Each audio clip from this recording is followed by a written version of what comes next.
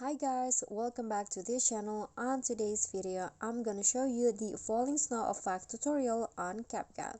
So if you guys want to add the snow effects to your video, just follow the steps that I'm about to tell you.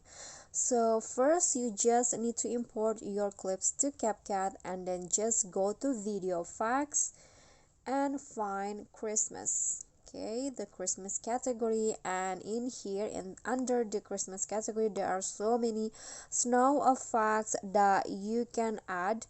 There are snow crystal, or just basically snow, this one's right here, or there's also snow spots like this, and you can just choose which one that you think fits your video the best.